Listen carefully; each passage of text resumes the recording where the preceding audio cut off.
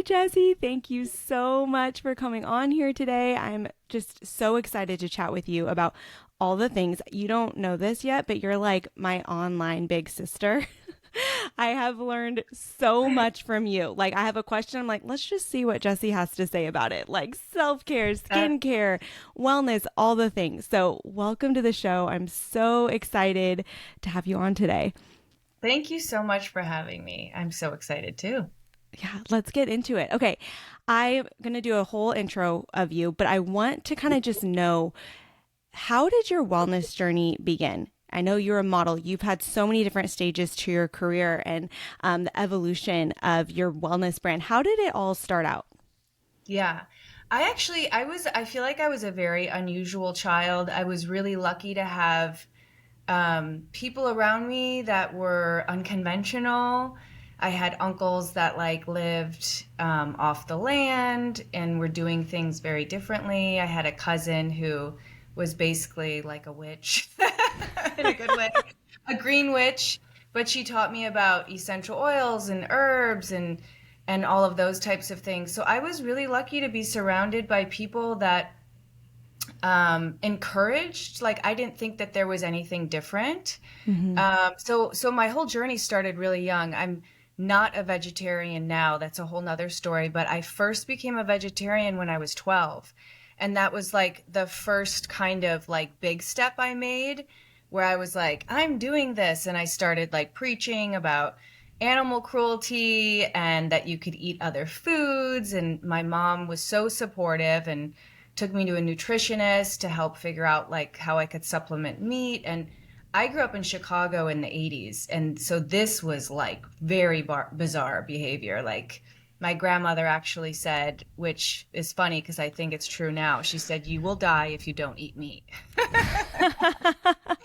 But at the time, all I cared about was like the animals. But I think that was like where my whole thing started. And then since then, I've always been just so interested in health and wellness and holistic health and essential oils and herbs and flowers and nature. And I've always like dove into books and my own research and stuff like that. So it's been an ongoing, continued journey, you know. I love that. And your mom, so your mom kind of lived this lifestyle too, right? And kind My of, mom, again, is very unique. So my mom is she, looking back now that I'm 44, I can look back and be like, wow, like my mom was such a badass. And I knew that she was a badass, but like so multifaceted. She was a single mom. She ran a dance studio. She always was so in her divine feminine, even though she was playing a lot of masculine roles, having to be a mom and a dad and a business owner.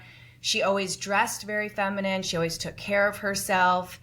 And she gave birth to me naturally in the 70s, which is very crazy. She was one of the first members of the La Leche League, which started in Chicago, breastfeeding support. So she would go take me around. She breastfed me till I was 4. She took me around during the formula boom and would teach women about the beauty of breastfeeding and the benefits. And, I think she kind of, she would tell me for years how proud she was of, she would, oh yeah, I would take you and I would whip out my boob and I would breastfeed you and I would tell everybody, oh, it's the best, She's a character. But I grew up with that and I was so grateful to have like somebody who was so sure of herself and so confident. And another thing looking back, which kind of ties it all into what I do now with skincare, is she never talked bad about herself. She never had, even if she did have a bad self image, which I think all of us women can have that negative self talk, she never did it in front of me and my sister. So that was never part of my dialogue mm, until, other things kind of created that, whether it was dance and modeling and stuff like that. But yeah, she still to this day is just so supportive of, and I, like I said, I was a weird child, so I was doing like very interesting things that are probably considered more conventional now, especially with TikTok. Like everyone's doing all these weird things. Back in the day when I was doing this stuff, she was like, "That's great, honey." She was that's never awesome. discouraging. So as a mom now, I try and take that, and allow my son to like, oh, it's just let him go through these phases, and don't Yes. discourage him. So I very love grateful. that. And that's so encouraging to hear too, because I feel like there's people that, some this is common knowledge to some people, and then some people I talk about parasite cleanse and they're like, you're a witch or what's wrong with you? Yeah, yeah, And that's like so encouraging to hear. It's like she was a real trailblazer, like doing it yeah. in the 70s so long ago. And there's so much I feel like our society has to learn still to kind of make this all become common knowledge. With before we get into kind of your autoimmune diagnosis and kind of healing from that, as a young mom, since you grew up that way, how did you kind of navigate like how you wanted to raise your son in the wellness world? There's a big topic going around of being too on one side and then maybe creating a fear of food or a fear of eating disorders. That's been a hot topic of a conversation on my Instagram lately. And so how did you raise your son in wellness in a way that was light and freeing and Mhm. positive? That's a great question. I do remember making a conscious decision that I didn't want him to be the weird kid. And like I remember when I was a kid that I loved going to my friends' houses because they had Keebler cookies and Doritos and Pringles, and like I wanted to eat that stuff. And so I think it's with everything, it's like the 80-20 rule. So at home and when we were making choices, everything was pretty clean, and I tried to educate him on.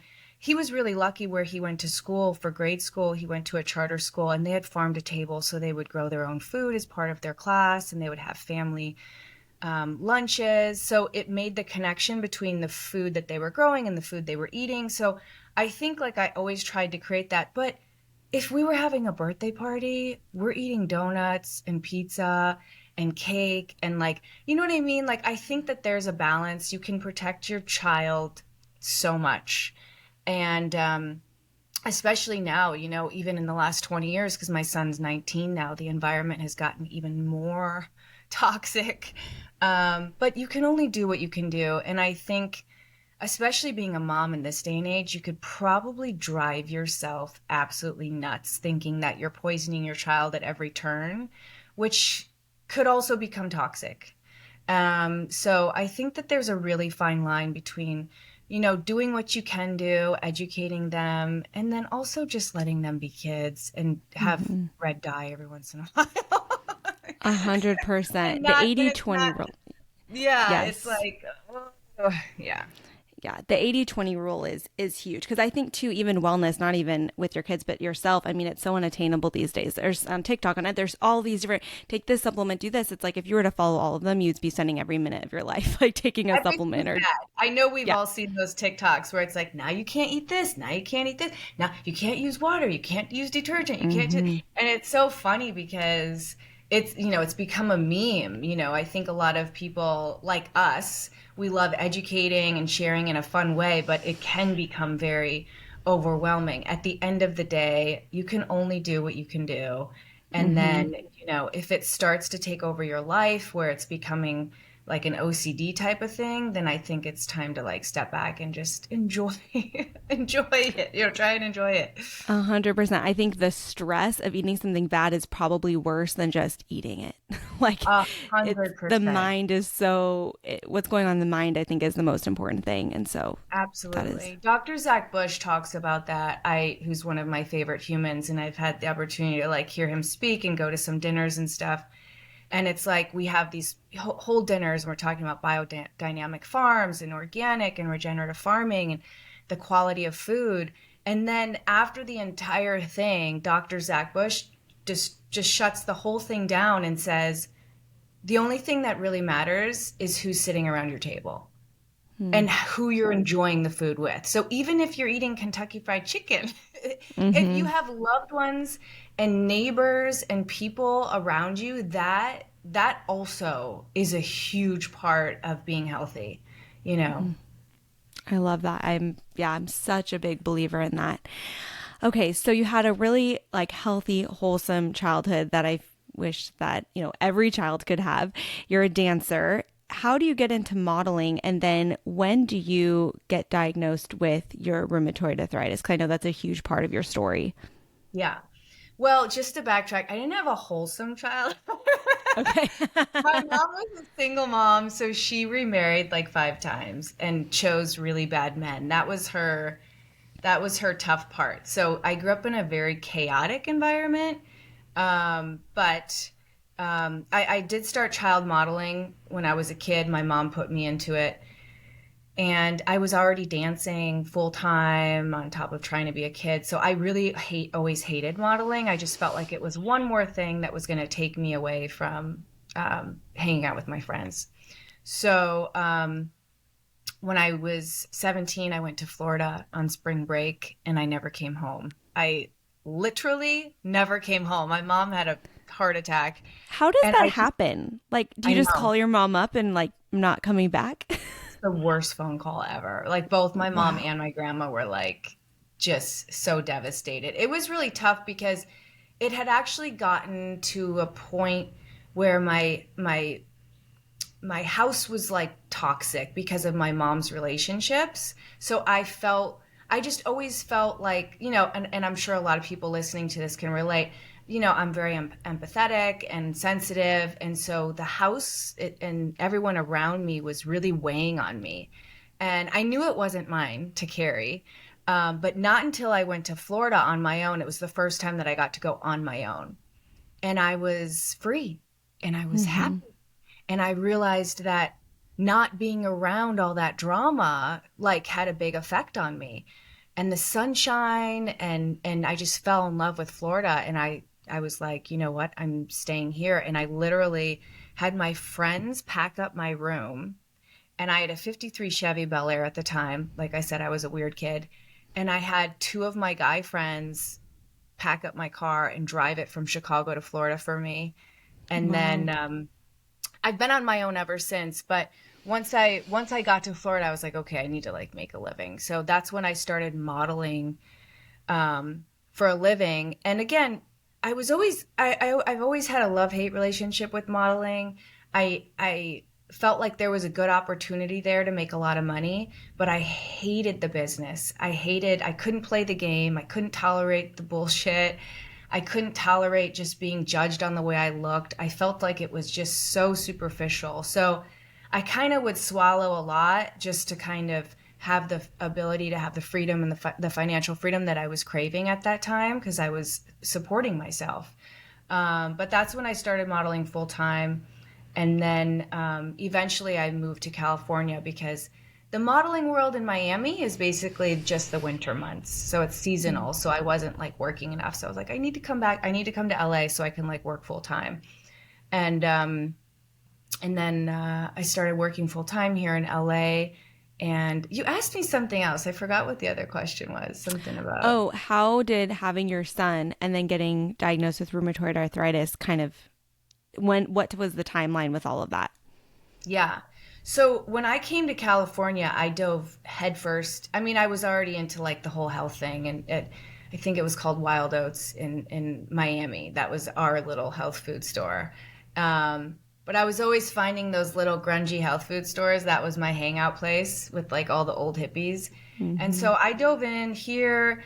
I was at Erewhon before Erewhon was like cool. There was like Ron Tea Garden, just drinking reishi and like E3 Live, like when it first came out and doing all the things.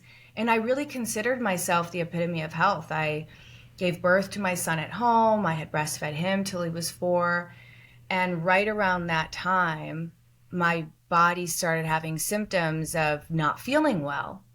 So I go to my Ayurvedic doctor, I went to my homeopathic doctor, I went to my regular doctor, I went to everybody, and everyone was like, you're fine, like there's nothing wrong with you. And I just kept feeling like I was getting sick and then like it would go away, like a low grade fever, I was dropping weight. These are also symptoms that just a stressed out mom who's breastfeeding a toddler could have. I was a single mom trying to work and I always had an excuse as to why I was exhausted. So when I was 29, I got diagnosed and up to that point, I literally thought I was bulletproof. And it was just like so humbling. I was like, oh my gosh, this is crazy. What am I going to do? Like, I had never even heard of rheumatoid arthritis. I associated just the word arthritis with like old people. I didn't understand. And so when I first got diagnosed, I did exactly what my doctor had told me, which they believe in treating it aggressively with immunosuppressants like methotrexate, which is basically chemo. Because if you treat it aggressively, you have a higher chance of going into remission. There's no cure, but you can put it into remission. So I did what everything they said like reluctantly, because up to that point I had never even like taken a Tylenol. I took, maybe antibiotics when I had an ear infection when I was a kid, but I hadn't taken any over the counter anything in years. So I was really scared about taking pharmaceuticals, knowing especially I have a very sensitive constitution. So I'm like, oh, I'm going to get all the side effects. Sure enough, I got all the side effects. And this is the crazy thing about pharmaceuticals. And I'm not anti, I think there is a place, obviously, for Western medicine and medication. But with the chronic disease, it's lifelong. And what ended up happening for me is the symptoms of the medication the line started to blur between the symptoms of the medication and the symptoms of the disease.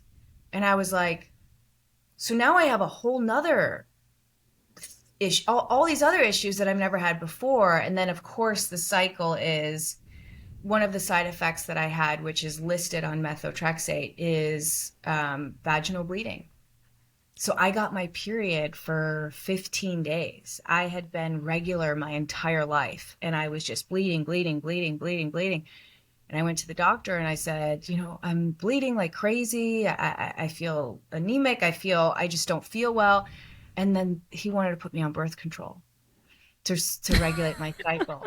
Even though I knew, like, I was like, no, it says this is a side effect of methotrexate. So that was kind of my first intro to like, oh, I'm not going down this road. Like, this is not a road that I want to do for the rest of my life. And I had already known, I was on birth control when I was a kid, that birth control makes me absolutely insane, like bonkers. So I was like, I'm not doing this.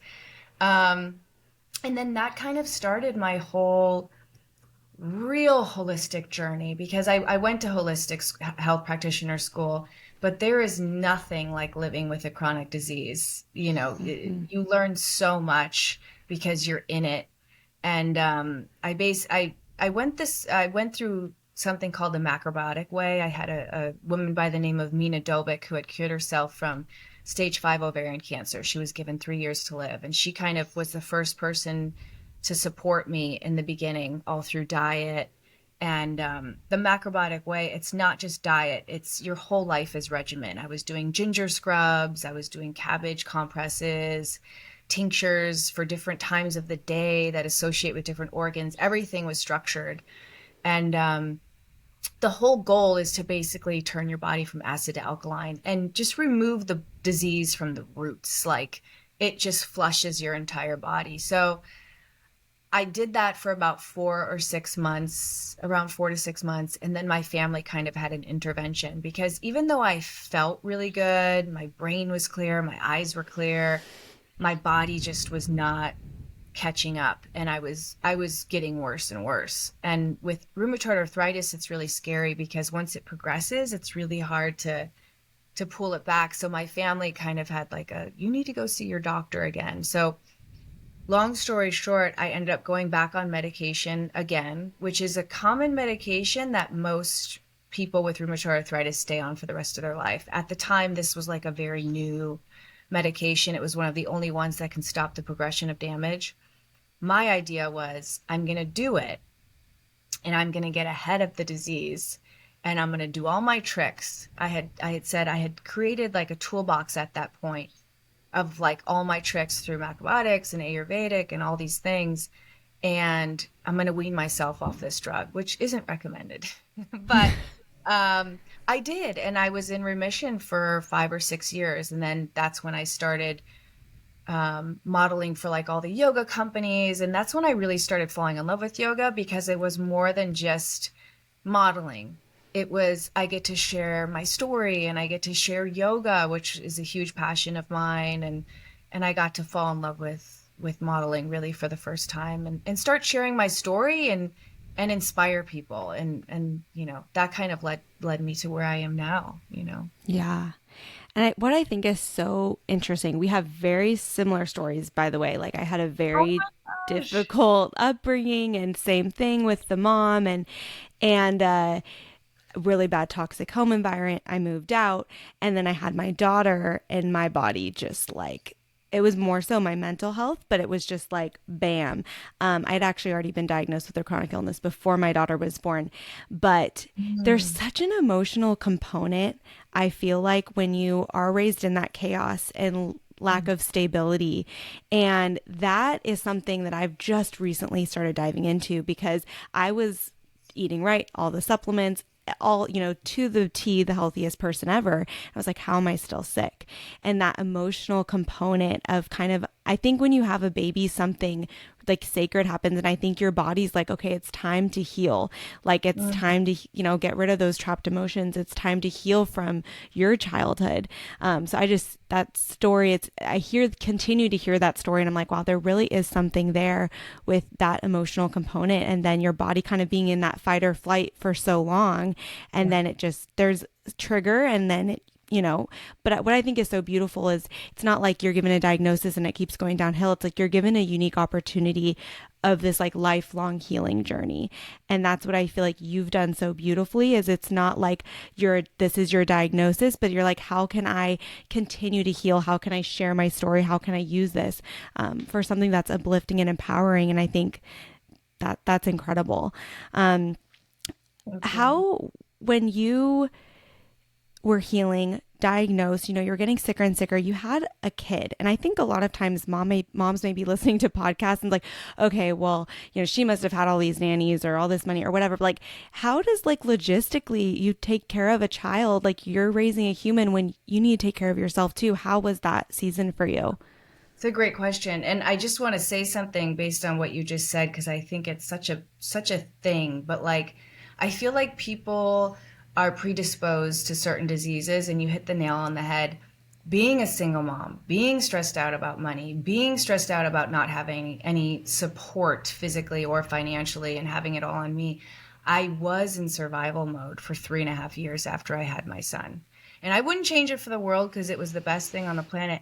But I think that the body waits for those weak moments, and living in survival mode is not a healthy state. That's where disease pops in. And I truly believe that's where my RA was like, hey, I'm going to Mm-hmm. creep. This is the perfect time.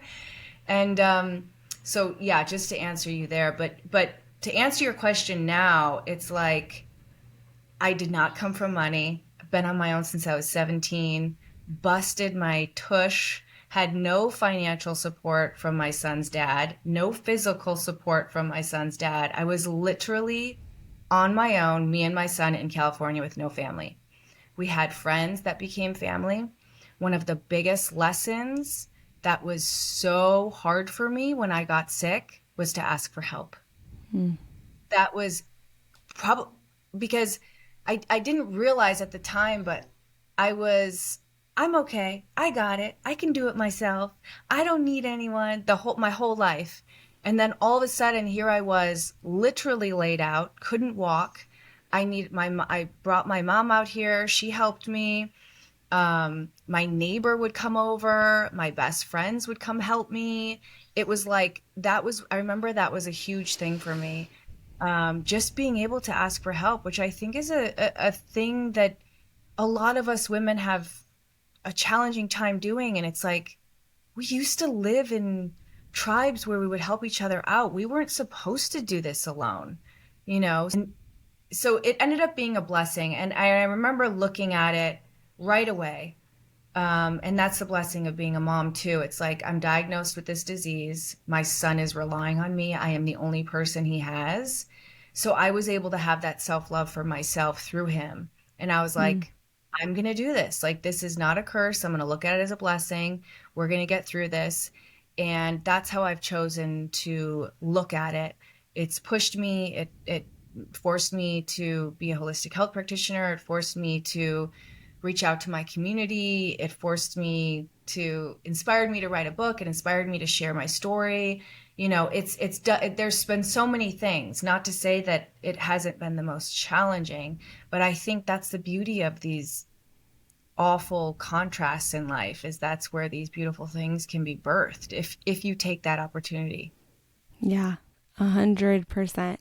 What is for someone listening who is maybe just starting in their wellness journey, or maybe they just got a diagnosis and they're, just starting out? What is like one piece of advice you would give them in starting on their own wellness journey? Yeah. I mean, this was like the whole inspiration of me to write my book, which I'm changing a couple things in my book right now because 99% of it I still agree with, but there's been some core beliefs that I've had shifts on, which also goes with the advice I'm about to say is you have to figure out what your path is. And as the world evolves, as your body evolves, the phase of life that you're in, if you're really sick, then you need to lock it in. Like I always say, the sicker you are, the cleaner you need to be in all aspects, like your relationships, set some boundaries.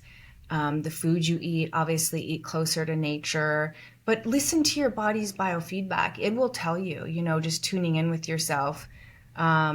And just being patient and having that self-love. I think when you get diagnosed, it could be so overwhelming, and everybody has a cure. Everybody's got a guy that can help you, or if you just put borax in your water, you're going to be fine. Or if you just, it's like everyone's got a thing, and it could be like, oh my gosh, So I also like to just be like, you know what, just start like one thing a day. Like maybe it's just having lemon water in the morning and saying a prayer.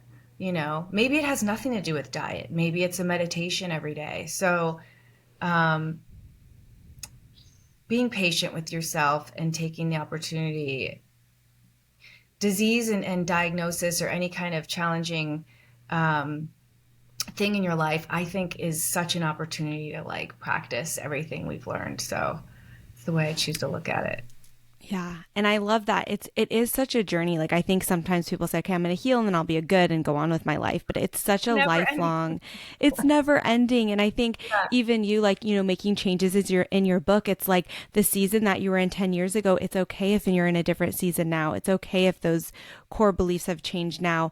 I have a feeling, I think it has something to do with probably meat eating. Is that Yeah. Yeah. okay? Yeah. How is that? And there's also a I mean, couple things in there, but that's the big one. That's the big one. Yeah. and how is that like, how has your philosophy changed on that, like as you've grown? So when I first became a vegetarian, I was 12. And then when I got diagnosed with rheumatoid arthritis, it was like, you got to go vegan. Like that was the thing at that time. That was the knowledge that we had. And what I realized, there's all these diets and all these fads. At the end of the day, whatever diet you're going on, most diets, whether you're eating plant-based or carnivore, you're not eating a lot of processed foods. You're not eating a lot of preservatives. You're not eating food in a bag. Like both diets are doing those things. So you're going to feel good, most likely, doing either of those diets, at least to begin with. For me, um, I remained being a vegetarian for so long because of my ego. I had told everybody about being a vegan and I was on PETA, and I mean since I was 12. So I didn't want to go back on my word. So even though my body was like, you need meat, I was like, I'll just get more seitan. So I really ignored my body for a long time until I started not feeling well again. And I was like, okay, this is ridiculous. I need to start incorporating protein and see how I feel. I started incorporating clean protein, and I stopped doing all the green juices, all the celery juices, even if it's organic. I feel like people go overboard. There's forever chemicals in some of these, and the oxalates and all these other things. And I started feeling better again.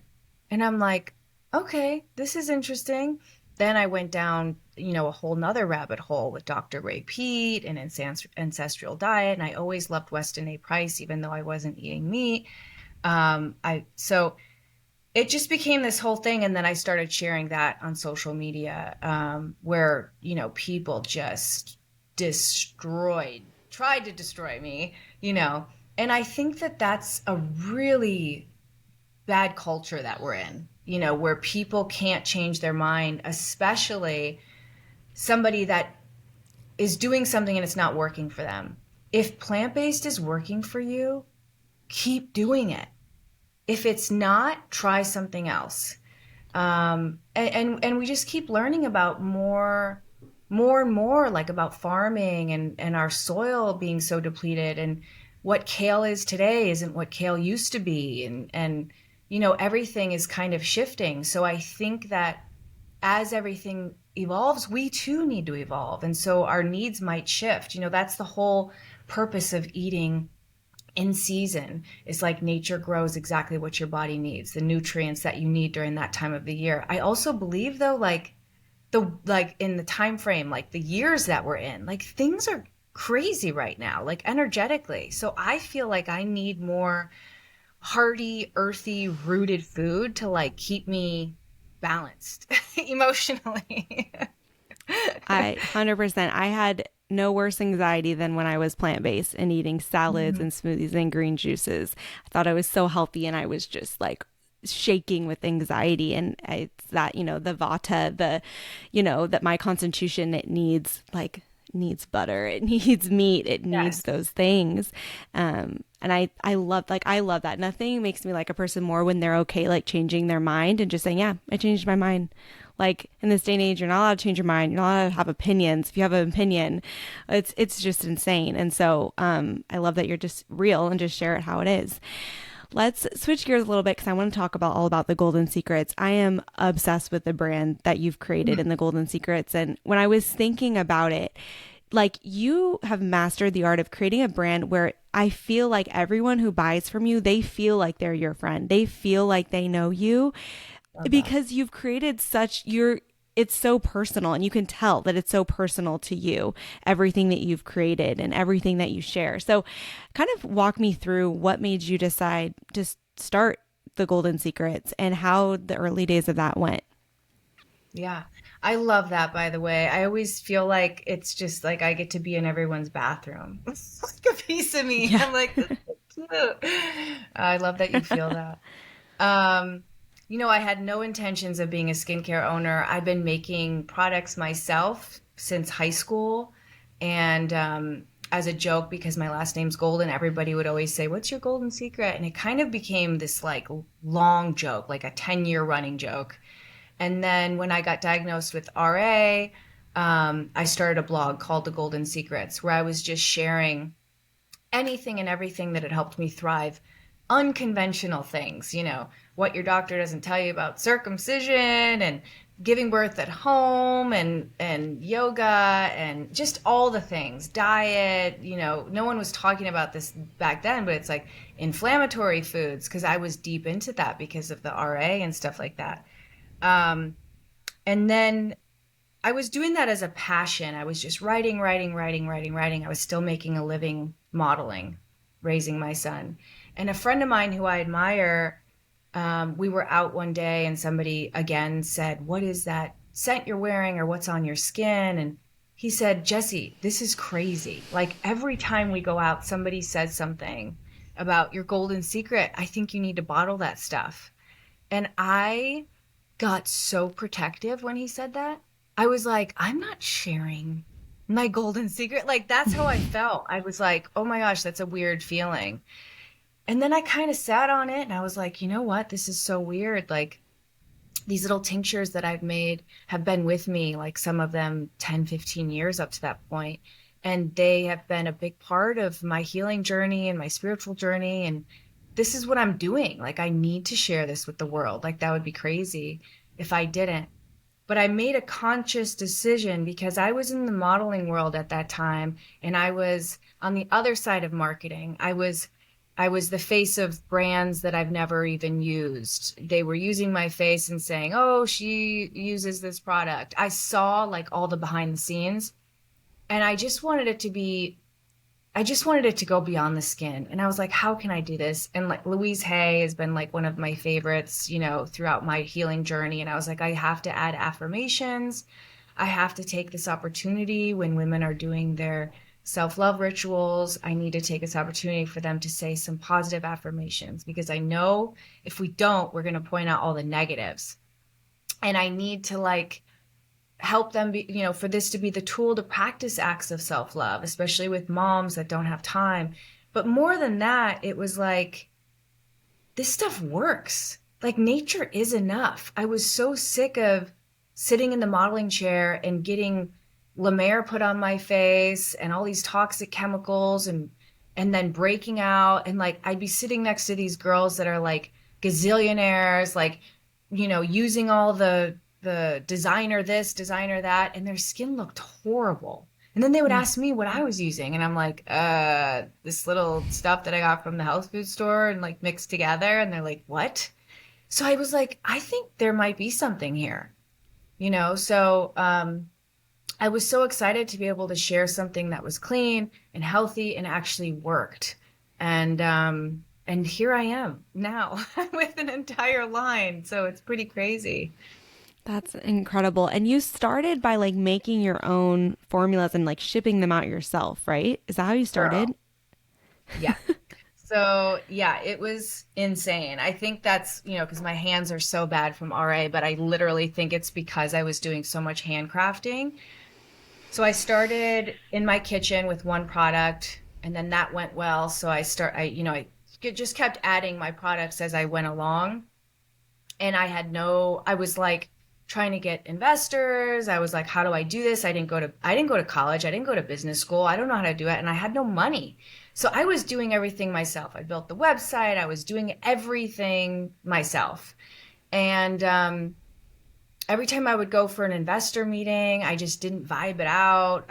This doesn't feel right. Nothing ever felt right. And I didn't feel right taking other people's money. So I thought the only way that I'm ever going to be able to get into manufacturing is if I fill this gap. Because up until that point, I was only selling a certain amount. Like, I wasn't doing advertising. I wasn't doing anything because I could only physically make a certain amount. So I eventually hired two girls to help me, and we just busted our tushes to try and fill that gap so that I could get into manufacturing. I mean, I guesstimated that I physically handcrafted over 25,000 bottles and shipped them myself. I mean, the post office knew me and my husband's name. We had a golf cart. We lived in Venice, and we would load up all the boxes on the golf cart every day and drop them off. They hated us. They absolutely hated us. So, and that was up until a year and a half ago. And we finally were able to get into manufacturing. And yeah, it's been such a journey. It's wild. Being a business owner is wild. I feel that. I used to have a jewelry line, and I was same thing with the post office, and taking all in. It was just but manufacturing is hard. Yeah. Yeah. It's a labor of love. And manufacturing took so long for me because what I learned is, if I was, first of all, I don't think I would even do a skincare line at this moment. Like, I wouldn't say, hey, I think it's so saturated. You got to have so much money for advertising, and all these giant companies that can afford advertising and can afford to like pay for it are the ones that are doing well, but their products are absolute shit. So I wouldn't do it if I could start all over. But when I went into manufacturing, the biggest challenge for me was I already had my formulas. A lot of people, when they start, they get a chemist, and the chemist like kind of makes it, and then they go back and forth and they do a whole thing. I already had most of my products, and the customers already loved them. So I was like, you need to make them exactly like this. It took 2 years for me to approve all my formulas. They were like, we've never had someone like you be so insane. And my nose is crazy. My husband always makes fun of me because I have like big nostrils, but I have a gift for scent, and I can tell if one ingredient is off. I'm like, wait, where did you get this from? Why didn't you order it from so-and-so? That's where I get my stuff. So they literally ended up having to do everything all the same suppliers, everything. And meanwhile, I was handcrafting, I wasn't going to rush it. It had to be a certain way or I wasn't going to do it. So, I love that though. But that's the type of like magic I feel like you've brought into your brand where you have these, I've never seen such like loyal customers. Like every one of your product has like hundreds of reviews. And I'm like, how is this not like on every magazine ever? Like these people, everyone loves everything that you have. At what point, well, like, I'll so you tell you find a why. manufacturer? Oh, good. Yeah. Yeah. Well, reviews, when you don't have money, you need to focus on reviews, customer Hmm. loyalty. So I just started doing paid advertising a couple months ago for the first time. I've never done paid advertising before that. So I focused on customer reviews. You get an email after you place an order 15 days after, and you get a customer review, and I give you a discount if you leave a customer review, good or bad. But you're right, my customers have been so amazing and they've helped so much. But what I've learned with the bad side of the world that we live in is it's really hard to tell what's authentic anymore. And PR is insane. Like the only way you get into magazines, the only way you get to win these huge Allure and Cosmo awards and all these awards is by paying. End of story. You It's are not insane. going to get into any of these magazines. You're not going to win any huge awards if you don't pay for it. And that's the world that we unfortunately live in. So it's really hard to tell what's authentic and what's not. And that's why I always tell people, regardless of what you're buying, whether it's skincare or supplements, look for customer reviews. Because if they don't have any customer reviews, it's a big red flag, I think, because that's Yeah. something that you can't lie about. Like people leave a review and that's it. Like you can't. I'm actually dealing with something right now. I have this crazy person leaving like love spell reviews and I can't get rid of them. Like they're trying to like promote their own business. It's like a voodoo doctor and I'm What? like reaching out to my review people. I'm like, "But this is spam. They're leaving like, stuff about their own business." Anyways, Oh my gosh. it's crazy. That leads me to, well, what would you say is the most challenging part of having your own business and, starting it from scratch? And what's the most rewarding part?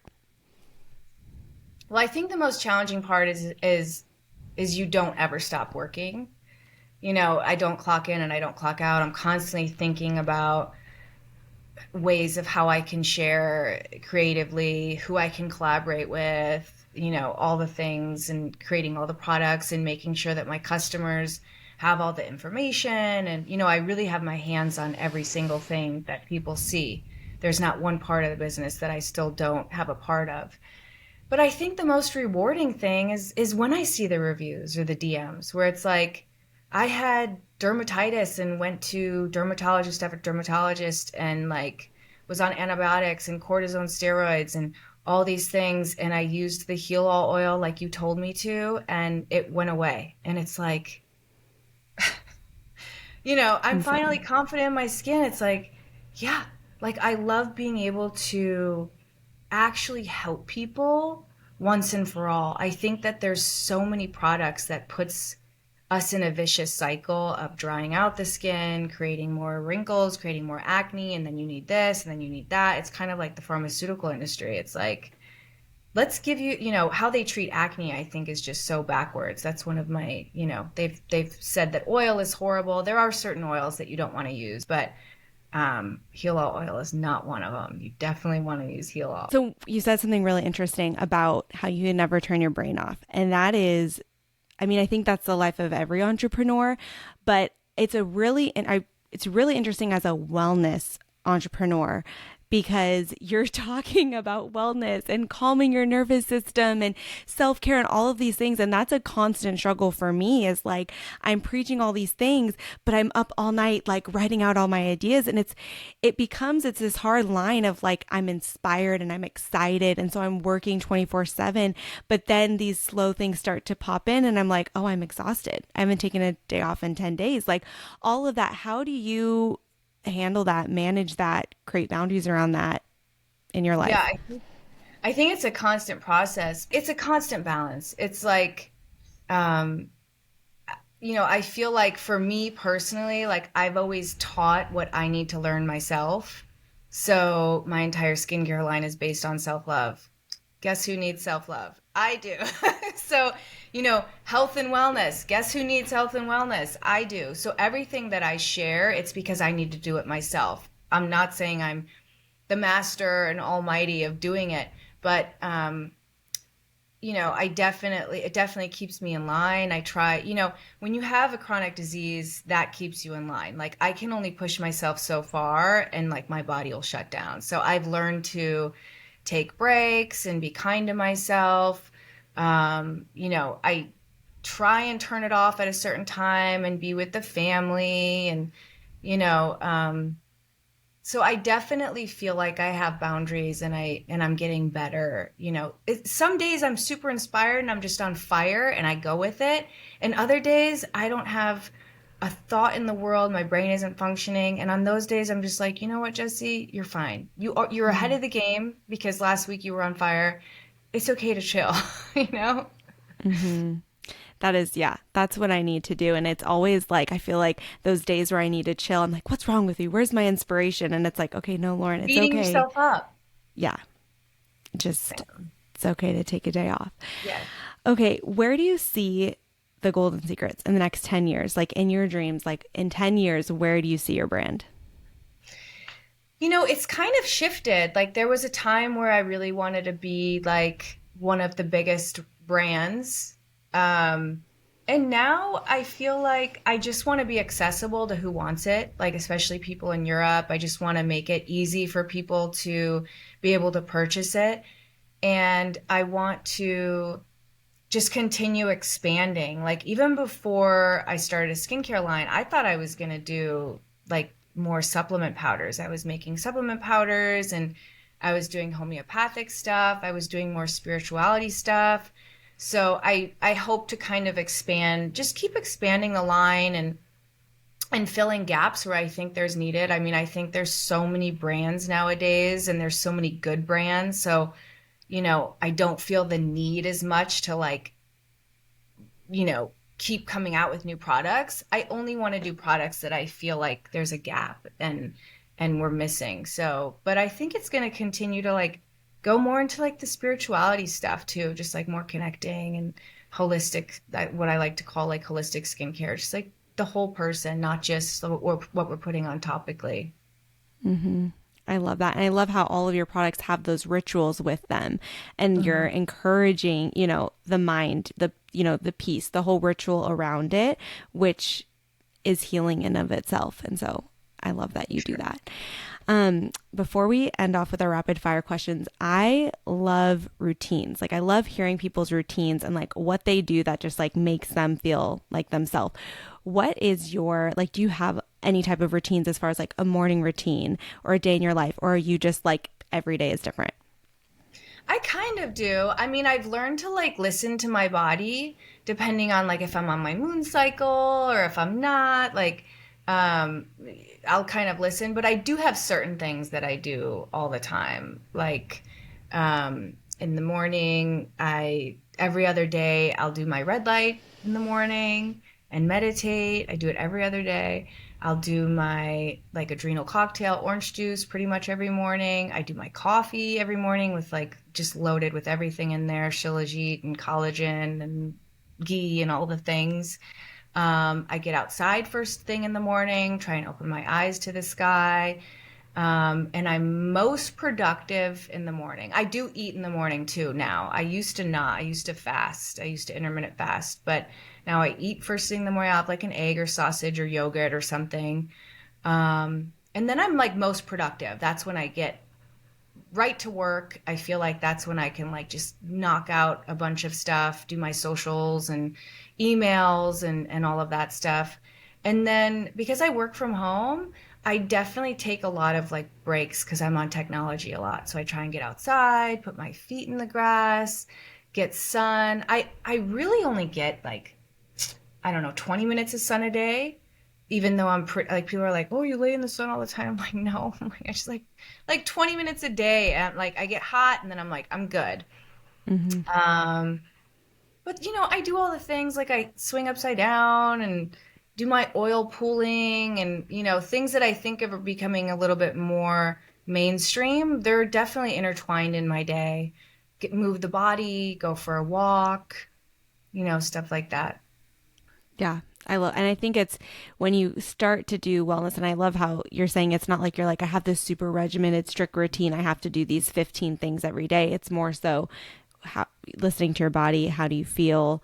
What are things that you can do to like, help your life versus like a regimented routine? And so I think that's just a good way to share it and just a good way to go about that with your wellness. What would you say is, I know like, bio individuality, everyone is different. For you, what is like a typical day of eating look like? Do you want me to tell you exactly what I eat? Oh yeah, I'd love it. I love the details. Well, today I had, because we ran out of fruit. Today's a grocery store day, so we're like low on food, but I had my adrenal cocktail, I had my coffee, and then I had yogurt and Brazilian nuts. Normally I would put like fruit, like a banana or something in there. And then I had my second breakfast was an egg and sausage. We didn't have lunch yet, which is crazy because it's so late. We're gonna eat. We have leftover chicken from last night. Last night dinner I had chicken and sauerkraut. We do a lot, like my husband doesn't eat carbs really.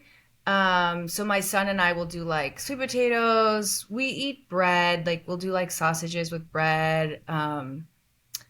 Trying to think what else I eat. It's a lot of meat. My husband does like ribeye like twice a week, lamb chops probably once a week, chicken. I just did like these breaded, they were so good. Breaded zucchini. Like I Ooh, baked like an egg and then like panko and like just Italian seasoning and I baked them. They were like so yum. crispy and yummy. Um, what else? I love salmon. This is a big one right now. Smoked salmon with cream cheese and crackers. It's one of my favorite snacks right Crackers. now. That is genius. I wouldn't think crackers at all, but that sounds so Yeah. good. Well, I do carbs and Yeah. gluten every once in a while, I do like some crackers. I love Yeah. Mary's crackers. Have you ever tried Mary's crackers? Yeah, Marys are good. Yeah. I love Mary's. Yeah. Okay. Oh, well, thank you so much. We just have a few rapid fire questions to end this off, but I'm Fun. just so grateful for your perspective and just like going deep in all the things and answering all my nosy questions. I'm Of so course. nosy. I like to know all the things. Yes. What is your current favorite beauty product? Mm. Womb wisdom. The Golden Secret's womb wisdom. It's like I created it for pregnancy in mind, but I'm almost like I wish I didn't name it that because it's just such a good all over body oil that you can use in the sun, you can use for your face. It's just my husband uses it every day. I'm just obsessed with it right now. It's incredible. Like I feel like I'm going to use a full bottle in like a month because every day I'm like slathering it all Yeah, over myself. Do you use it on your face too? Should I be using it on my face? I do it I after my do. dry brush and shower. Okay. Yeah, and like how the Gila oil is so thick? Hmm. So I'll mix like a pump of the Gila oil and the pump of the womb and put it on my face. It just like because the Gila oil sometimes it's just like it's so It's thick. so So thick. I mix the two so I kind of get a little, you Oh, know, okay. I'm can going to layer start it. doing that. I love the way it smells. It smells So so do I. good. Yeah, It's amazing. thank you. Okay, I love this question. I thought of this question because my great grandmother always used to tell me, like, if you learned one thing from me in my life, it's that I hope that you're content in all circumstances. What is that one thing that you would want your future generations to know or to glean from you? Oh, like what I always tell my son is like just make every room better. Just be the light like everywhere you go. Just make every situation better. And if you do that, it's like you're good. Yeah, I've never heard that before, but I love that. That's such an easy one because I mean, I've been telling my kids that it's like they're just toddlers, but I'm like, everyone's your friend. Be nice to everyone. Be kind. It doesn't matter if you don't know them, they're still your friend. Be kind. And Yeah. I love that. Okay, what is like your go-to easy dinner if you like you got home late, you don't want to cook a lot, you're just like what's your thing you just put together really quick?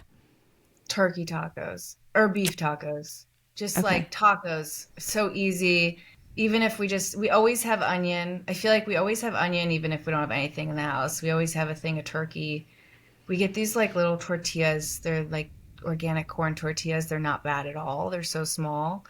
Onion and cheese and some sour cream. It's just so easy. So easy, so good. That Yeah. you're not my first guest that have said that. I feel like tacos is such a good, easy thing. Yeah. Okay, and last one, if you could only do one thing for your wellness, just one thing, what would it be? Just connect to nature. Hmm. I think that's a big one. We spent so much time inside now. We used to be outside like 90% of the time, and now we're 90% indoors. I think just connecting back with nature is so beneficial. I totally agree. Thank you so much for being on Thank here. It's you. so great to have this conversation and yeah, just to hear your perspective. My pleasure. Thank you so much for having me. Okay.